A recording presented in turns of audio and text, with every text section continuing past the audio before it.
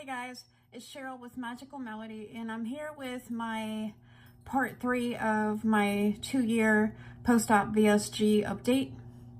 And actually,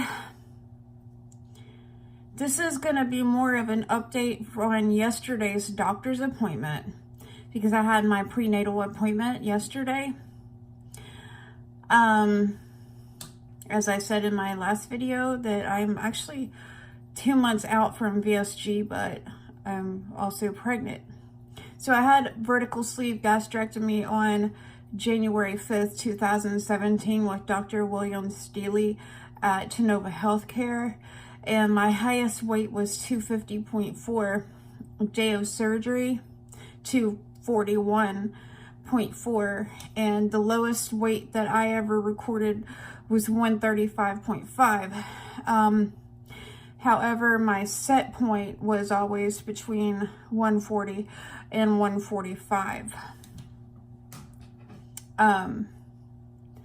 So that's where we're at. And I wanted to share with you some kind of good news that I kind of found out yesterday. Remember in my last video, I was talking about how upset I actually was because of the weight gain. And stuff like that, and how I wasn't really sure exactly what happened when I got down to 135, how within 5 days I went back up to 142. And the reason I know that is because I went to the doctor's the day after I took the home test to see if it was legit. And that's why I know I was 142, within 5 days of coming up being 135. And I was at the hospital a lot, so I probably got to 145 because I wasn't really eating properly and stuff. But then whenever I found out that I was pregnant, I was actually down in Nashville with my daughter at that hospital down there, which there they have a cafeteria. There's some convenience stores around the corner, so I had the necessary means nearby that I could be able to get food and some needed calories and stuff probably, and that's probably why I just went back to where my body was normally used to being. And I looked back at my past records, and a year ago I was 144 pounds. So from all the way back in January of last year, which was shortly after my 1-year post-op update video, I was in that 140 to 145 range. So for almost a year I maintained that. And I found out yesterday from talking to my doctor that at my first prenatal appointment I was 144 pounds. Today I'm 159 pounds. But yesterday at his office, I was 161. So for this pregnancy, I have only gained around 15-ish pounds. And he said that ideally they want me to try and not gain any more than maybe 25 or 30 at the most. So that gives me another 10 to 15 pounds to kind of work with between now and the time that I have the baby. And I am 20 weeks, so I'm halfway through the pregnancy.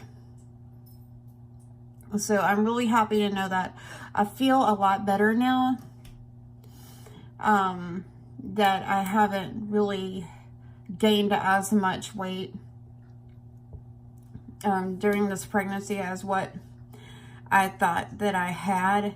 And I've decided that I'm not going to count the fact that I was ever 135 against the gain that I've had since I've been pregnant, because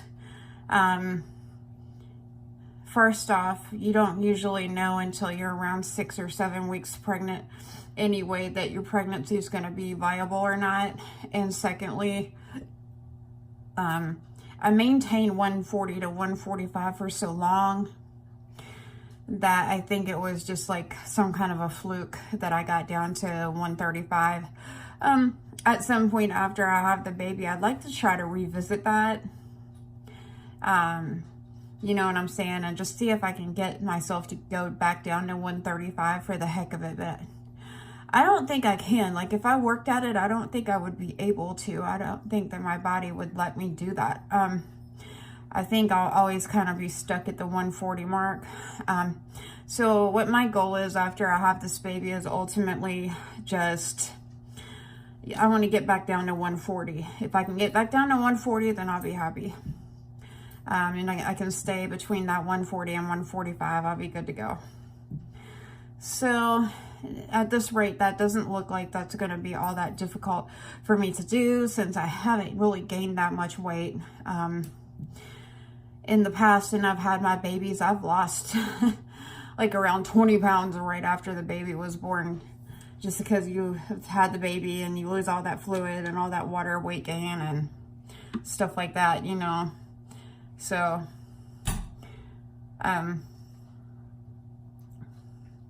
yeah, that'll be good. So, I think I'll be fine. I feel pretty good. They have determined that my pregnancy, even at my maternal age, being 38 years old, is actually still very low risk.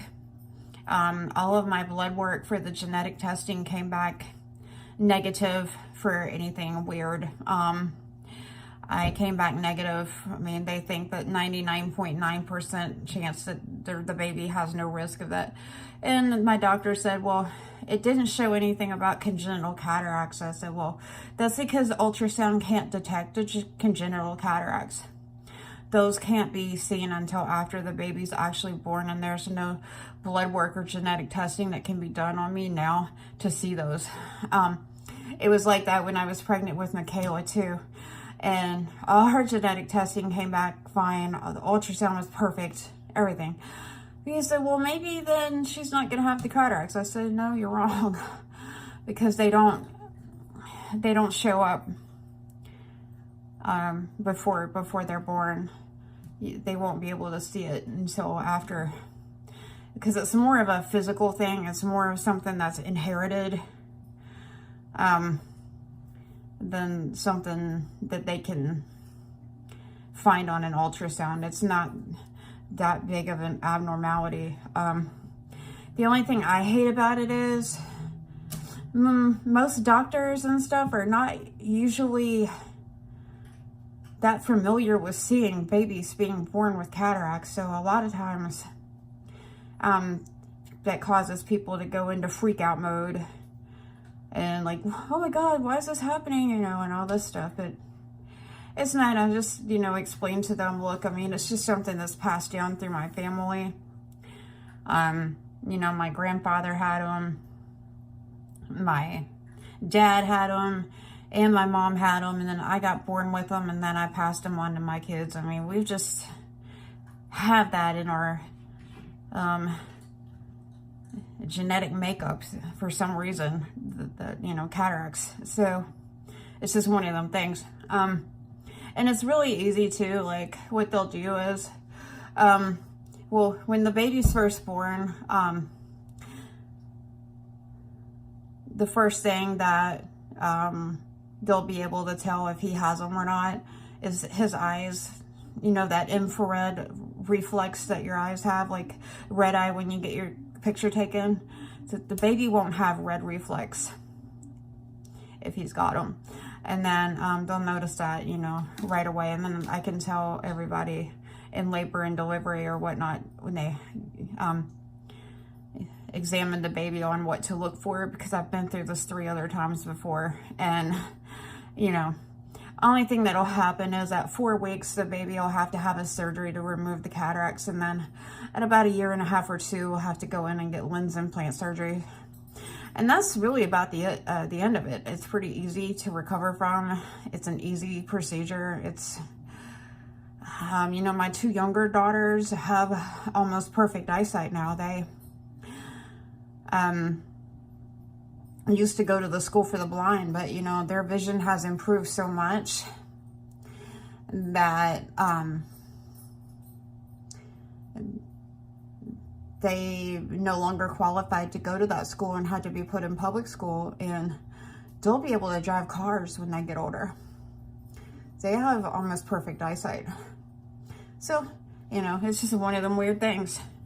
But yeah, anyway, I'm doing fine. And I just thought that this time it would be fun for me to start this video with a little bit of an update from the doctor, instead of just going right into everything else. On March the 4th, I have a follow-up with the other doctors from Vanderbilt about the placenta previa, and he said he wanted me to check it around 24 weeks. Well, when I have that appointment, I'll be around 23 and a half-ish weeks. So that'll be almost 24 weeks. So they're gonna see if I still have the previa or not. We'll see.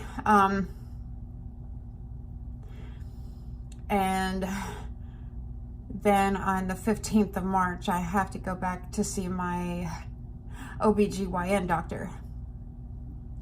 So,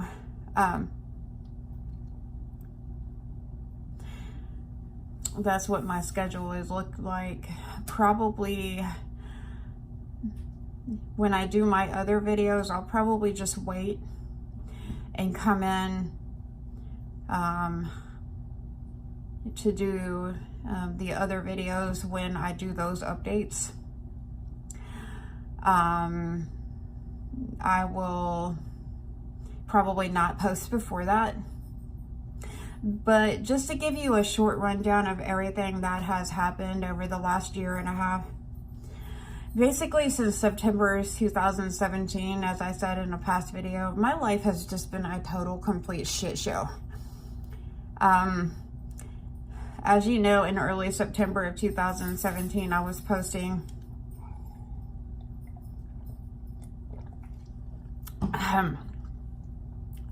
my videos that I was having some issues with my daughter. One video when I was in the car, actually headed to a facility to go pick her up. And so basically a couple of weeks after I posted that video was when all hell kind of broke loose. Basically late September, well, around mid-September, my daughter had jumped out our window, attempted suicide. So on the same day that they finally put her into a mental health facility was also the same day that the state took all 3 of our kids into state custody, because my daughter has these non-epileptic psychogenic seizures, or what some people call pseudo seizures, because they're non-epileptic. They're not related to anything medical, so they're referred to as pseudo seizures, or non-epileptic. Well, anyway, we got accused of medical maltreatment because people thought that we were not getting her medical treatment for these seizures. And the fact that we were spending so much time with her at the hospital took some attention off of our 2 younger children, and so there was some supervision concerns because Michelle got mosquito bitten when my husband was mowing the grass, and so they got upset, you know, because of that. So that's why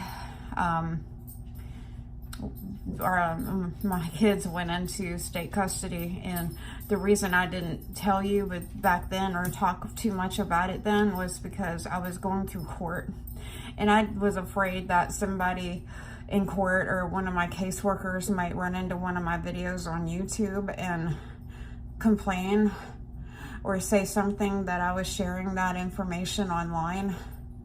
So I decided not to talk about what was going on at the time. Also, around January of last year, January 2018, there was a friend of mine who had a lady. Wait a minute, let me rephrase that.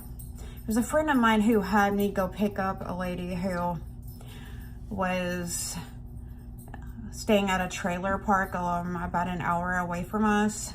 And this time last year, or around the first part of January of 2018, it was below freezing. And there was no electricity in her mobile home. So she stayed with us for about 4 months, and I basically supported her while she looked for housing. We had a very hard time getting her into public housing or low-income housing because everybody kept saying, oh, it'll be a 1-year waiting list or a 6-month waiting list, and stuff like that. So we had a tough time. While she was here, she helped me train my dog. I got a dog from animal control. She helped me train him to be more or less a service dog. And my 2 younger kids came back May of last year. And my older daughter didn't come back until mid-September of last year. And currently she is actually at another facility because she's still having problems with, well, the first thing that happened was I came home, told her some of the issues that were discussed in her IEP meeting, and told her what some of their rules were for her to continue homebound schooling. Because I had to put her in homebound schooling while I was still going through the 90-day in-home trial period when she was still in state custody.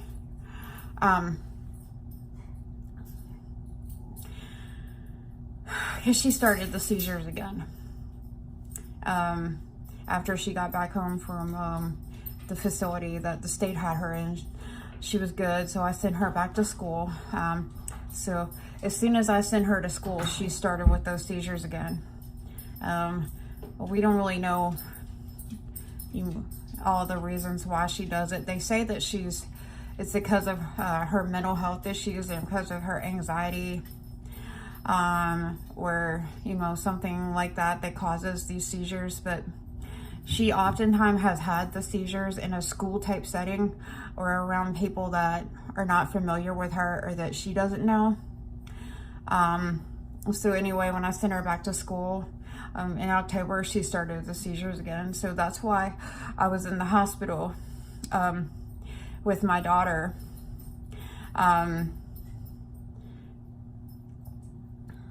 Like I was telling you before, on being at the hospital. And I ended up having to put her in homebound school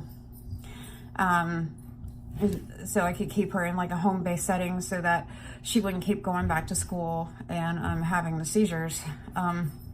They thought that if she continued having the seizures that they would have to put her back in foster care. And none of us wanted to see that happen. The state wanted to keep her home, and I did too. And at the time I was actually trying to move.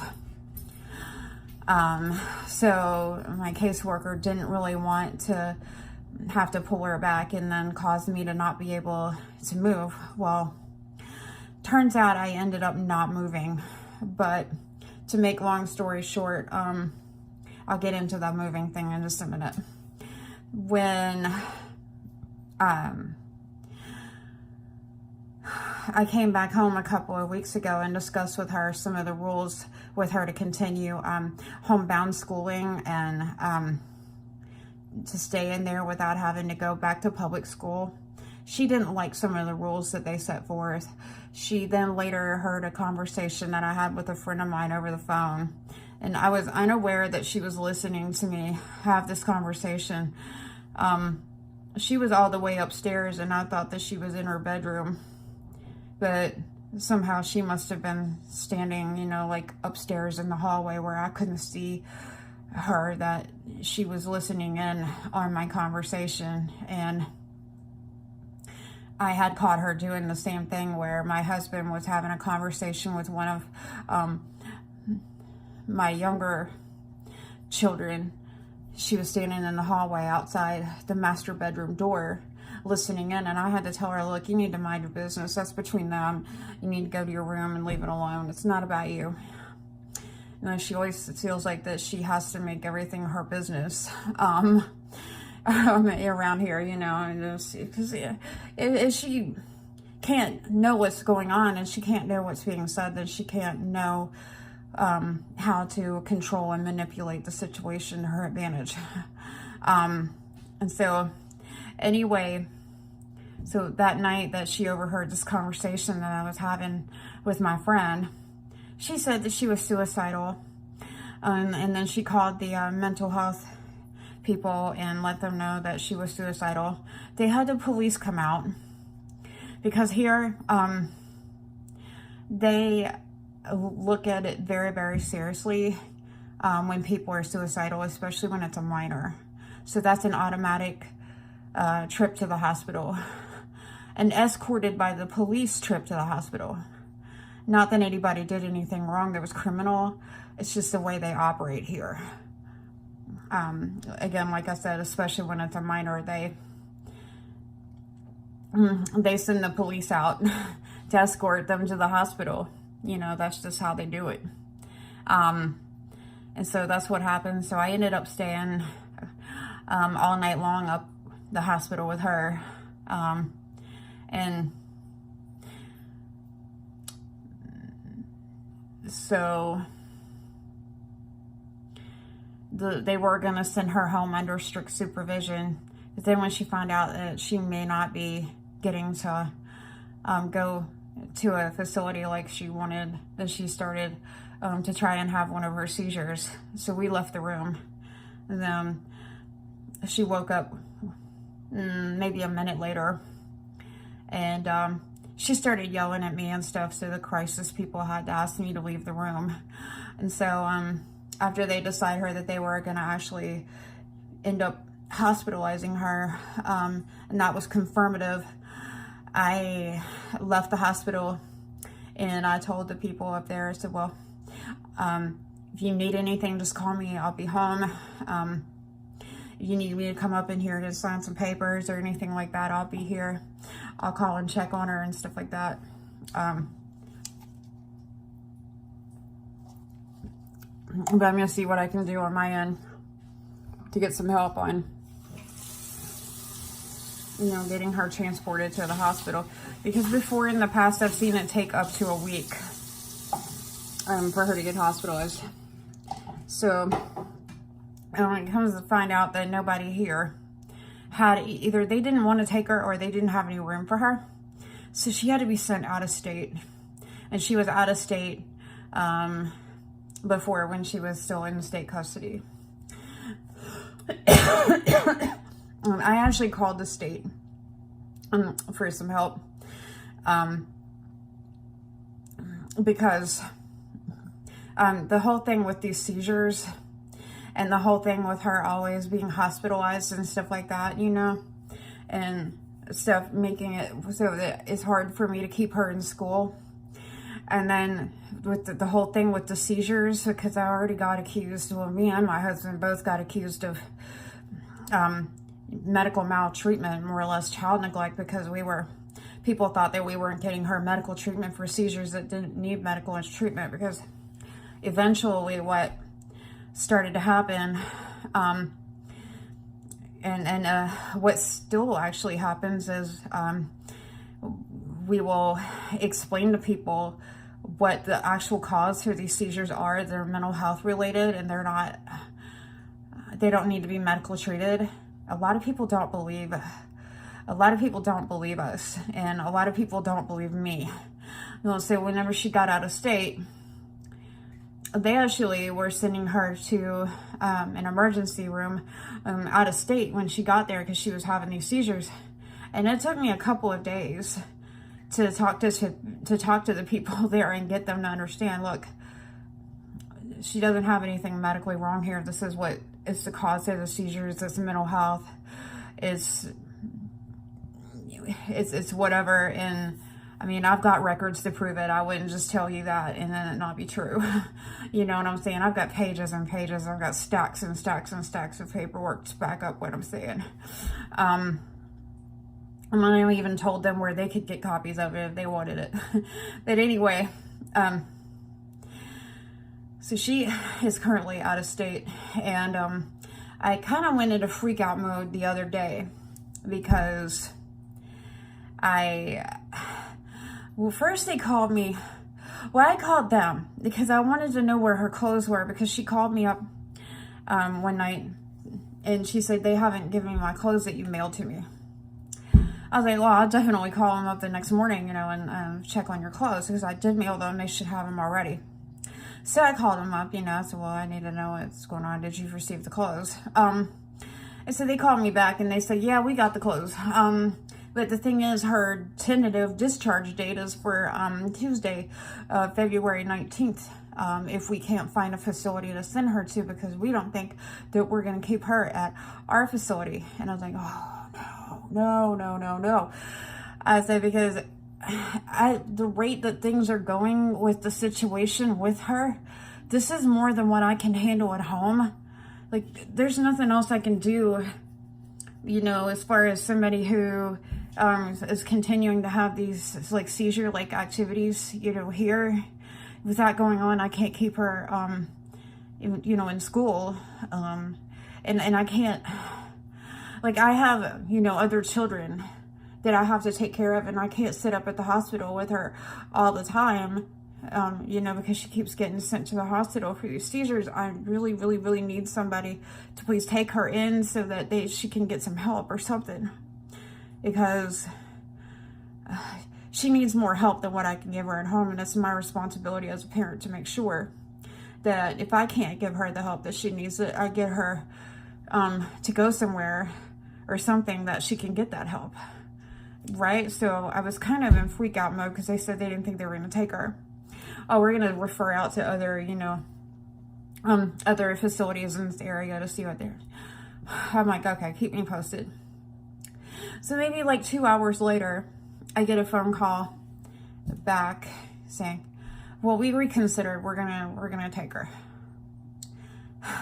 So that's been quite a bit of relief. So she got transferred to their long-term residential unit between Thursday and Friday. So I have to try to call. I haven't heard anything from anybody, probably because it's the weekend. So I'll have to probably try and call tomorrow to just check up on her and see how she's doing.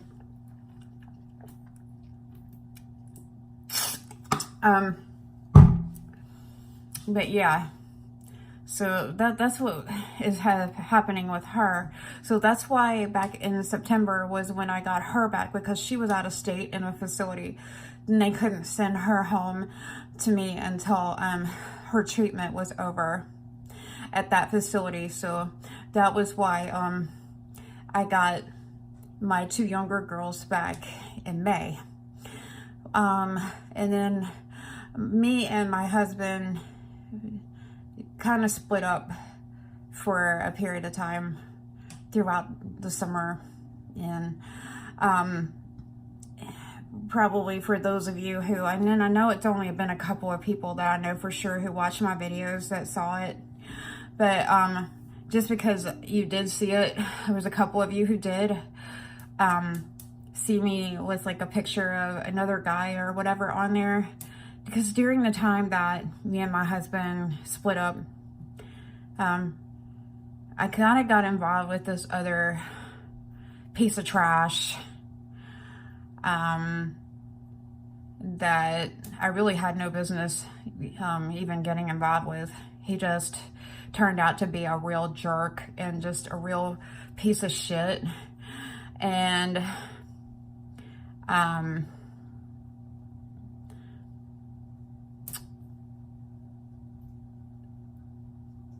it just didn't work out. And so basically that's why I was moving, because me and my husband were gonna go our separate ways. But we decided not to. We decided to stay together and try to work things out. Because in the midst of it all, I also got introduced to this other piece of trash that claimed to be an attorney. And I got into a whole crap load of trouble through that crap. And this other piece of trash that I dated for a short time actually forged my signature and got himself a brand new pickup truck on my credit. So now I'm in the process of getting that taken care of, which I'm not going to go into a lot of detail with any of that right now, because I don't know what's going to happen with it. I don't know how everything's going to play out, so let me find that out first, and then I'll come back in and update you. I might try to do like a story time, because that's one of them stupid things, one of them freaky things that people go through. I think it would make a good story time, so I might talk about that there.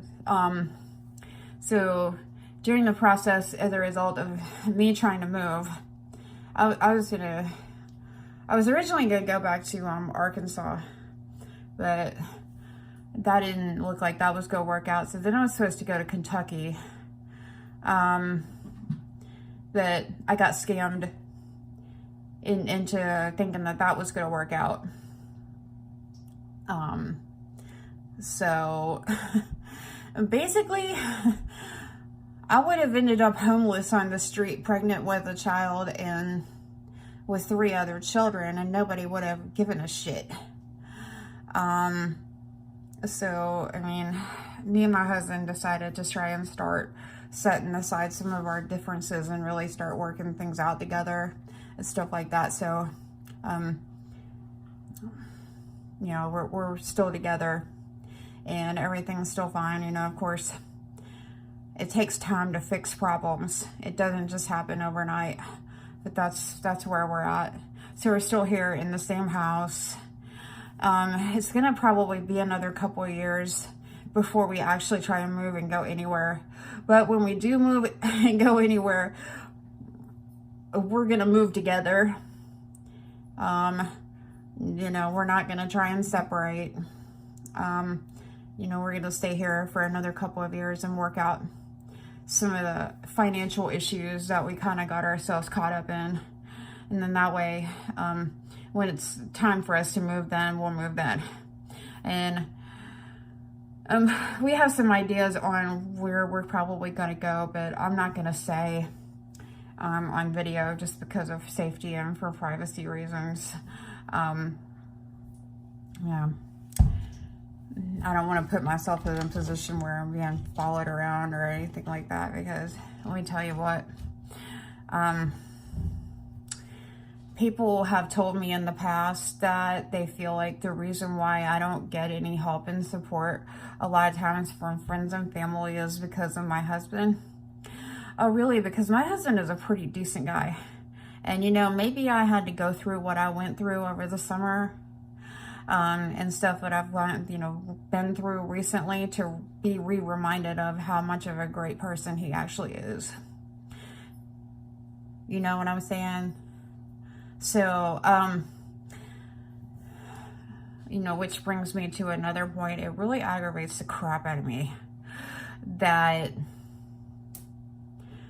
I see people around me and I see people online getting help and support from their family on welcoming their new children and their new babies into their life and into the family. They're having baby showers. People are bringing them clothes and people are bringing them stuff that are used and, you know, stuff like that, left and right. Not just this time, but all the other times before when I have had children, there has been zero to little help from family and friends. And, you know, I don't expect anybody to buy me anything. And I don't expect anybody to do anything for me, especially at this point, because it hasn't happened the 3 other times before, so why the hell would I expect it to happen now? But the thing is, you know, that's common sense, you know, because family is supposed to be there for family. You know, back when I had Michelle, I had to, because we had social services coming in and was working with me and my ex, I had to ask the state of Maryland to go buy my child a crib and a mattress because I cannot afford to buy one, and my family was not stepping forward to help me. That's really freaking sad. I should have never had to ask the state for help with something like that, because that's the responsibility of your family to come and reach out and help you. And, you know, I've had, you know, I know that back then for sure it was partly because of my ex, because he was abusive and he was just an outright dick, you know, complete asshole. So I can kind of understand, but, you know, I got really offended recently. It wasn't like real recently, but it was a few months ago, where somebody said to me, well, the reason why nobody comes around you is because of Kyle. Really? He's a pretty decent guy. You know what I'm saying? And I got reminded of that because of the piece of trash that I've had to deal with.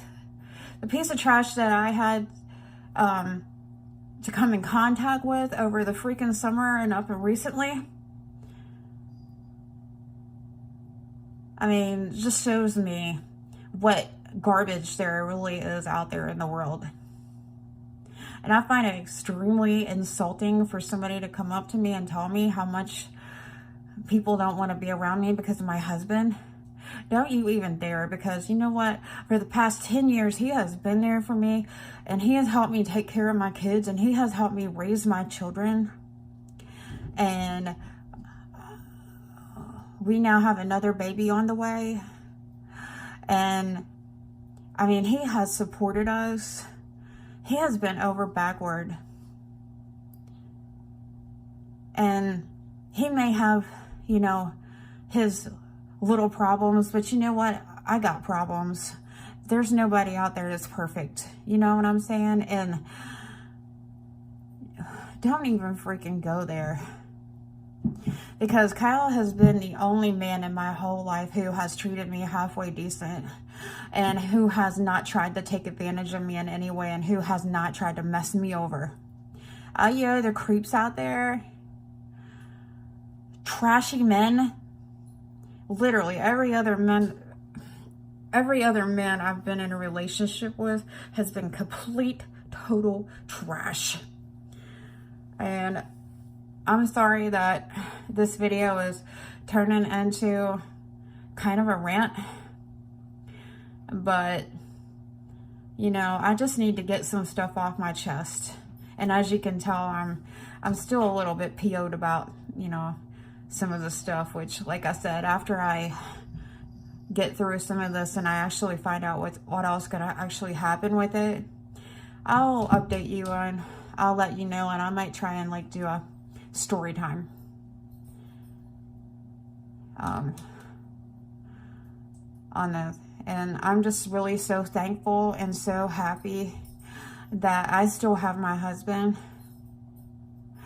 and that I could come back to him and tell him that I made a terrible mistake and that I wanted to come back and work things out. Because I don't know a lot of people who would do that. And even after the absolute worst, he's still there and he's still by my side. And even when he could have left me, he didn't.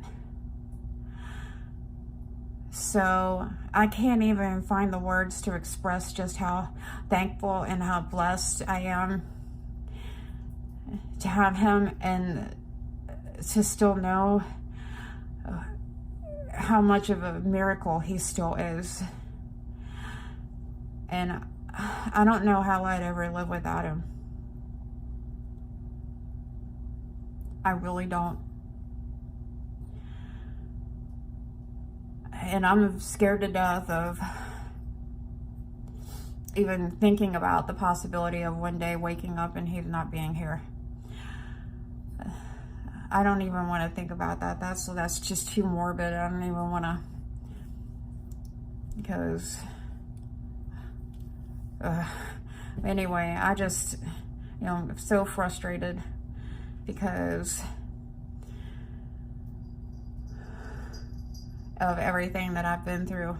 And to be honest with you, I don't know how. It goes back to what I said to you in video 1. I don't know how I've been able to keep my weight down. How the hell I've been able to maintain my weight after I went into maintenance. And I didn't put myself into maintenance either. My body just said, okay, I'm done. And I stayed there.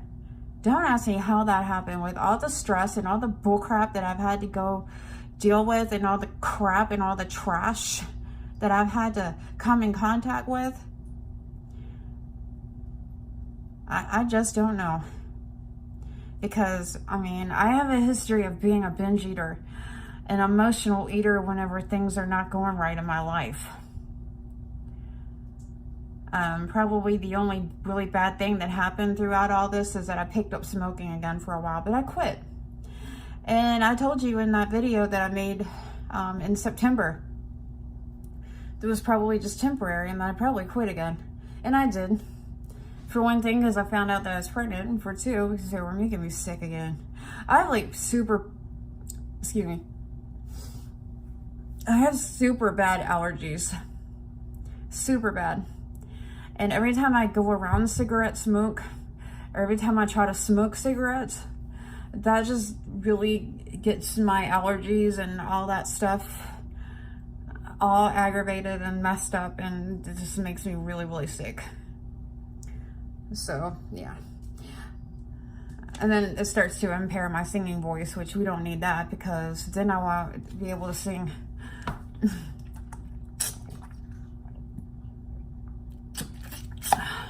So, no, that's where everything's at. And like I said before, I'm probably not going to come back in with another video until March 4th.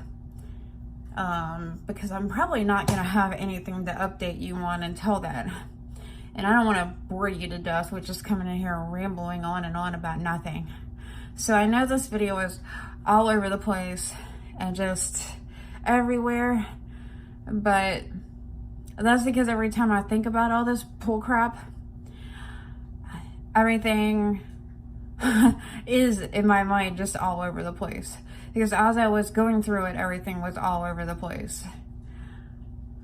And I got myself into the situation over the summer just because I just didn't sit down and really think.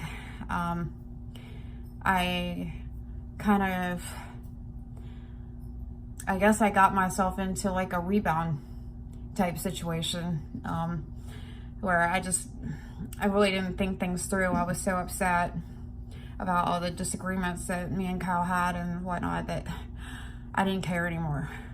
And the dipshit piece of trash, as far as I'm concerned, took full advantage of it. So anyway,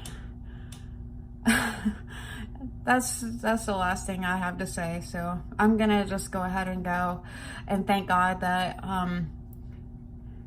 my life is getting back on track finally, and that things are back the way that they're supposed to be.